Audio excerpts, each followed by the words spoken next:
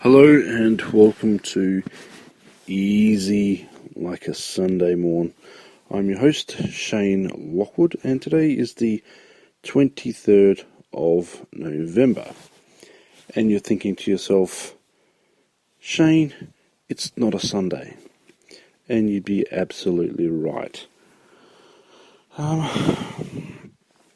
However, it's been a good 3 months since I've done an episode of Easy Like a Sunday Morn, and I needed to get back into the habit, get back into the saddle, and just record a little something.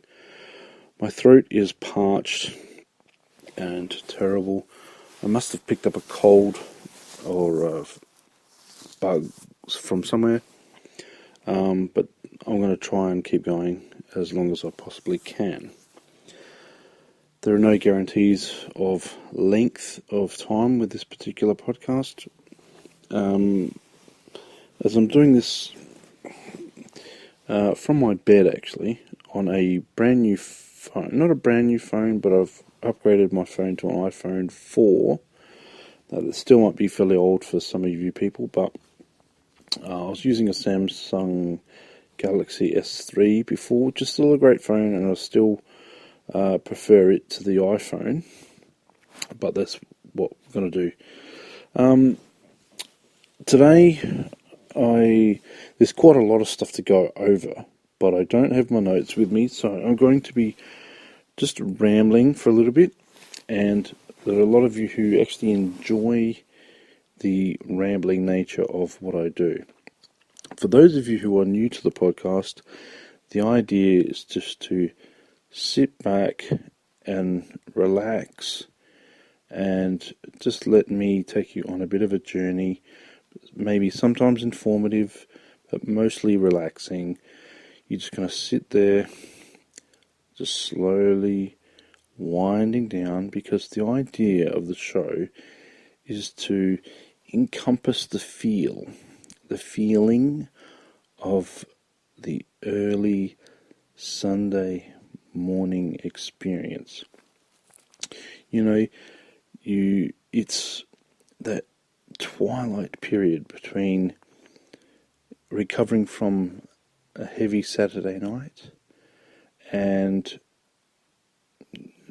you planning the rest of Sunday, you knowing that you may have to go to work on Monday morning, and you're trying to get as much enjoyment as you can, squeeze the enjoyment out of the weekend. So it's that feel of the Sunday morning, just that relaxing, you're in bed and you just want to have something to maybe ease yourself into the day. Now, what I'm going to be talking about today, while it's still fresh in my mind, is the Supanova convention that happened here in Adelaide over the weekend. An absolutely brilliant experience for those of you who have never been to a convention. You may be familiar with comic book conventions, like the really big ones in America, like the New York ones and the San Diego Comic Con and things like that. It's very similar. There are several in Adelaide, but there are two major big ones. Supanova, which happens in November. You've got Oz Comic Con, which is not related to the San Diego Comic Con. They're two different groups, two different people. And that happens in April. And I think there's a few other little ones, like Avcon, which is to do with Japanese animation and manga and all that sort of stuff. But people come dressing up as Doctor Who and their favourite franchises anyway, so it's just a bit of a laugh, really.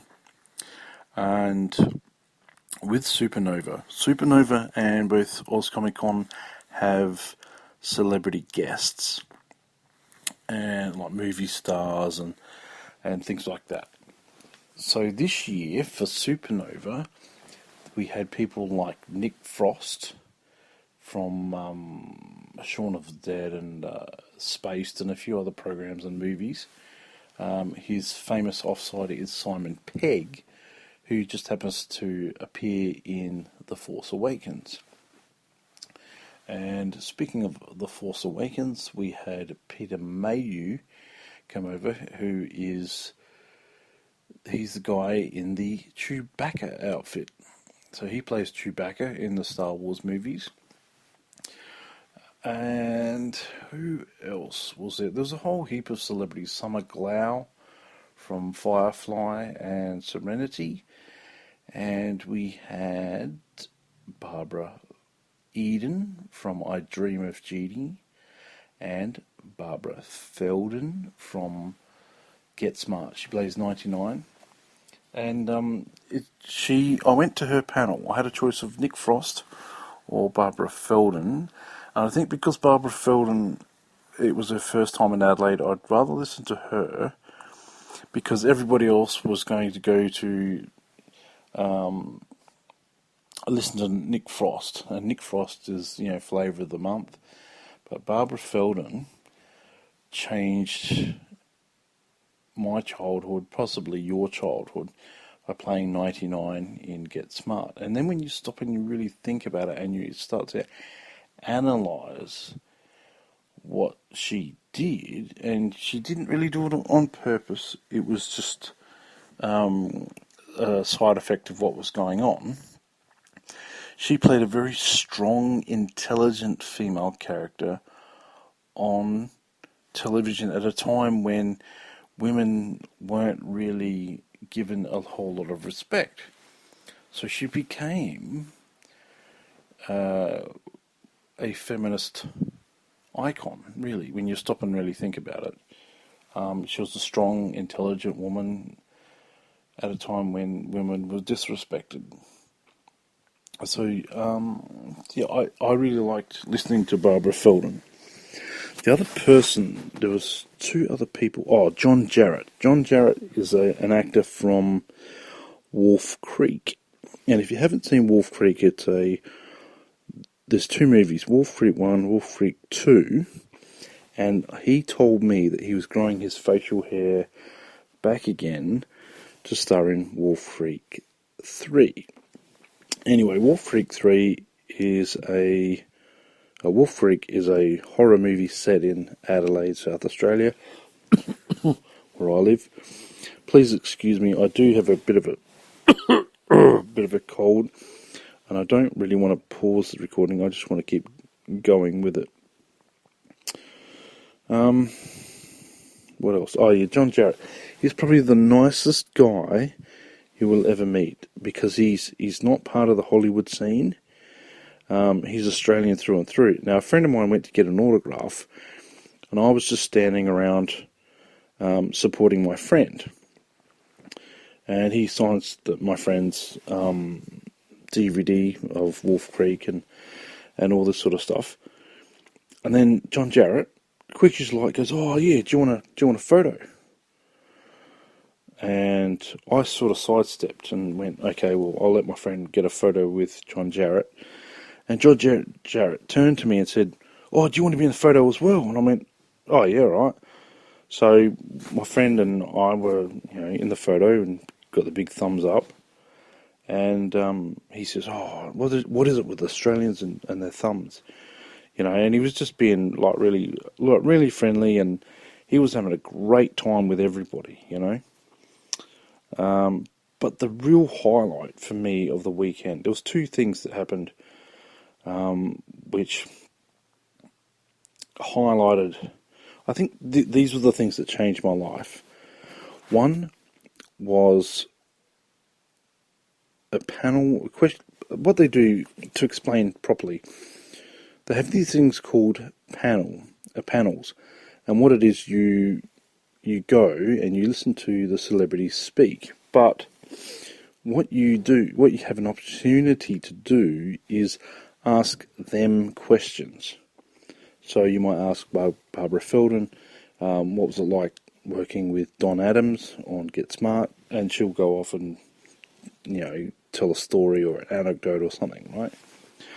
But, excuse me, the big benefit that I had, the life-changing thing that happened, was an interview with Fred Williamson.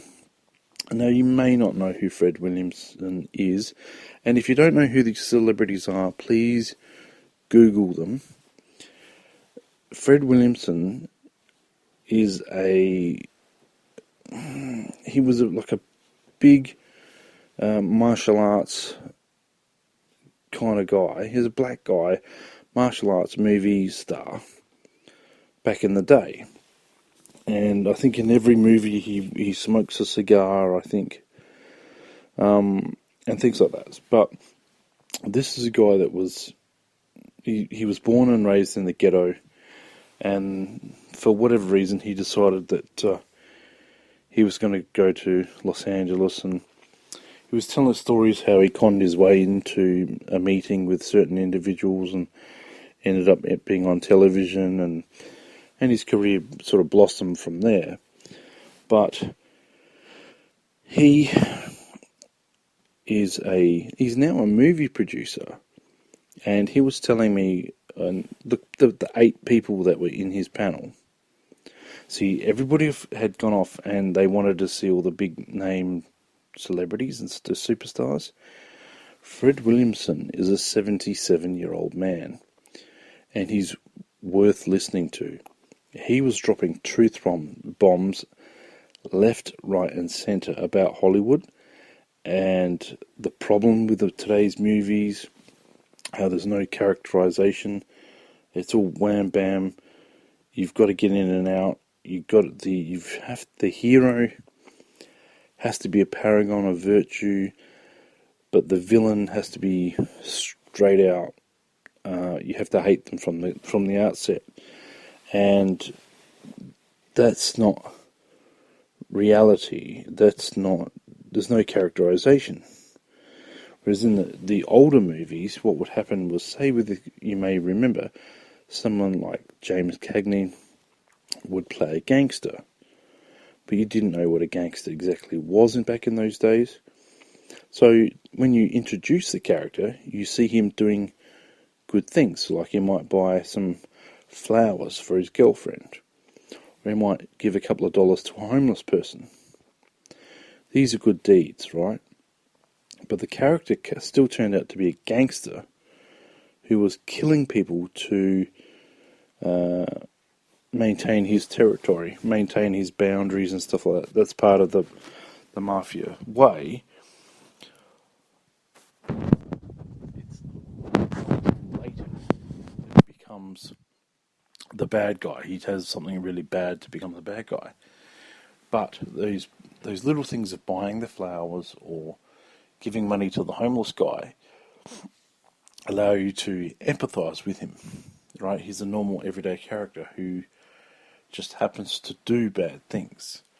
And I think that's where a lot of acting and a lot of writing of movies falls down. And so what Fred Williamson has done is that he will make movies where he'll put up half his money and then he'll get backers and whatnot. And there are movies that aren't coming out until like 2017 that he's already finished, but they're in pre-production and stuff like that. So they've got to add all the all the special effects and stuff. But he was talking about stuff that was, I don't think he was trying to, but he was talking about stuff at a life level. Forgetting all the Hollywood critique, he would say stuff like, I could be outside right now smoking a cigar, but I'm here talking to you guys because I like talking to you guys. But not only that, he says, I like me. I like me. And how many of us can actually say that we actually like ourselves, not in a narcissistic way, not in an egotistical way, but just to really accept ourselves, to have the confidence in ourselves to do what we want to do, you know. And it really hit me that I don't really like myself. I haven't done this podcast for 3 months. Let's see, August 30th was the last episode. And the reason was I'd been attacked by a few people. When I uploaded this to YouTube, there was a down thumb from someone in England who was a subscriber, who's still a subscriber. And I thought, no, I got to rethink the show a little bit.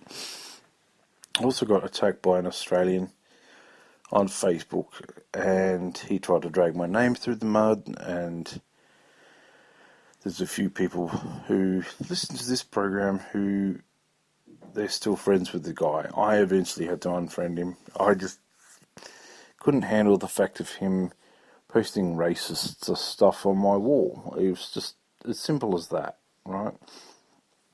I have zero tolerance for that sort of thing. But I will give someone like the benefit of the doubt and say, okay, so why do you think this way? Etc., etc. But eventually you've just got to remove these people because they're not your friends. They are holding you back, and so on and so forth. And the other thing that happened at Supanova was I wanted to buy a few comics and things from my friends just to support them. And I was with a group of people, and I just said, oh, hang on, I'll be back.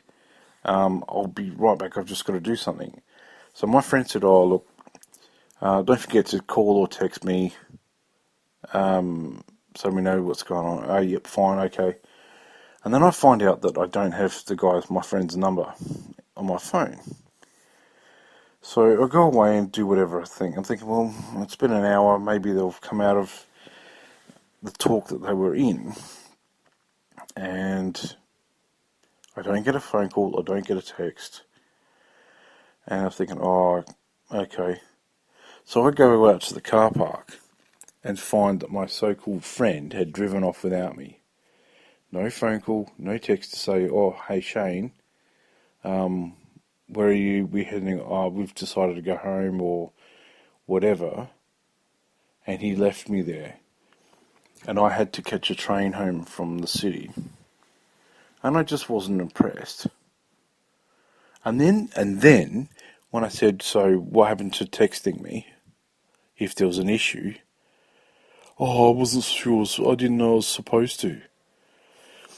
And just think, these are the people I have to deal with every day.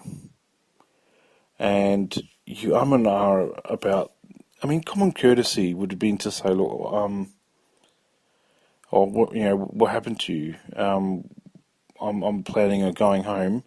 If you want to lift home or whatever, come and meet me at the car park or whatever.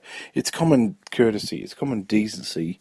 I'm pretty sure that you do that as well. I think you do that for your friends and relatives and family. But no, some of these people, they just focus only on themselves. They're really nasty, but nobody else sees it. They try to speak down to you, and they still want to be in your friends list. They still want to be your friend, but they're not your friend at all. But anyway, that's my soapbox. That's a bit of a rant. If you can ever see Fred Williamson in anything, there's a movie, I think there's a movie coming out in 2017. This is how far ahead he is, called The Black Cobra Returns. Now, he used to be called The Hammer. That was his nickname from his football days.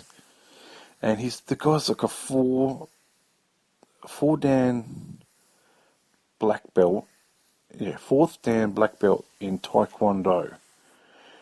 So, you don't want to mess with the guy. And he's 77 years old. But when he had finished talking and left the panel, as he was walking out, I just went up to him and said, I made sure that his handlers, the people that look after the celebrities and guests and stuff, I just said, look, that was absolutely fantastic. Thank you for doing that. And he just turned to me and said, he actually touched my elbow and said, all I did was tell the truth. And then he said, there's not a whole lot of that going around these days. And I went, I agree 100%. So Fred Williamson is the man. He's the guy that really, really, really impressed me. Like, I paid $40 to get into the event. And it's a 2-day event, but I decided only to go for the first day. I would have had to have paid either, I don't know what they charge for 2 days. If it's $40 for 1 day, it's not going to be $80 for 2, but it might be something like $70 for the whole weekend, and that's just to get in on both days. Once you've been there once, you've seen everything you need to see, really, unless you want to catch up and get the last minute autographs and all that sort of stuff from your favourite celebrities and whatnot. And they are worth going to because you can have a one-on-one with your favourite celebrity, but you only get like a few seconds, so you do have to be really mindful. And a lot of the time I find that you can just say, oh yeah, thanks very much. Oh yeah, thank you for that, I really enjoyed the show. And the problem is they've probably heard the same thing 10,000 times. So you're not saying anything new. They're used to people being shy and things like that too. So, or the opposite extreme, there's over exuberance but there's a lot of merchandise and things, and I like to go to support my friends that produce their own material, produce comics and things like that. So I bought a few things from my friends, so that's all good. Apart from having to catch this train home after, I cannot believe the silliness and the lack of thought of some people. But that's what happens. So I've got 7 minutes left. I know I've just been talking about Comic-Con the whole time. Supanova. I've got tickets to see The Force Awakens. I bought that as soon as they came out. Here in America they had a lot of trouble with their Fandango, that's the name of the company, Fandango ticketing system. And The Force Awakens, there's up to 9 TV spots at the current moment. There's, I think, 3 trailers, and there's little bits of footage each time. I'm still worried about the movie. I think that J.J. Abrams has a flair for adding a little bit too many lens flares to his movies, and I think there's a few. They've finally released a full scene. It's a scene that we've seen over and over again, with main characters sort of are running, and then a spaceship blows up in front of them, and they turn around and have to start running back again and stuff like that. It's called a pod hopper, and I think this is the absolutely best looking and best designed spaceship in all of Star Trek. It's this silver ship, and it's only on screen for 2 seconds, like literally, even less, and it resembles a spaceship as if Elvis himself had bought one. Very sleek, very silver, very shiny, like a Cadillac or a T-Bird, those sorts of cars. What else is going on? I wish I had my notes. There's a whole heap of stuff that I wanted to talk about, but I'm just glad that I'm back, and I hope that you think so too. That's the other thing that's going on with the Facebook group. The Easy Like a Sunday Morning Facebook group has been getting people liking the page every single day now. And it's getting a bit weird because some people they'll click the like on the group, right? But when you check out the page of the people, they're not very active people.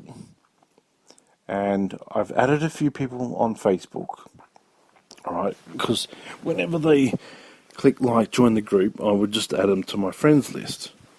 And I add them to my friends list so I can ask them if they're real people and why they're joining the group, or do they listen to the podcast. It might seem a strange idea, but why join a group if you don't listen to the podcast? And it's been 3 months since I've listened to the podcast. I haven't paid for advertising of the group or anything like that. And a lot of these people that are joining the group are in Chicago, or they're most definitely Christian people. And I don't have a problem with Christian people. This is not necessarily a Christian podcast, but it's on the iHeartRadio network, which means that I can't really swear or do that sort of thing. I have sworn in previous shows, and nobody seems to have complained. But I think I've deleted those shows, so they're not really applicable. I don't think that people can find them anymore. But yeah, I hope that you guys are doing okay, and I hope that this relaxes you, and that you can relax as well. Do you have any movies that you're looking forward to seeing? I've mentioned The Force Awakens, but I'd like to see Peanuts as well. I thought about seeing Spectre, but that got really bad reviews, so I'll give that one a miss, I think. I'm trying to remember. Normally I'll have like a whole heap of science news and things like that. But comic news. There was a whole heap of comics that I bought.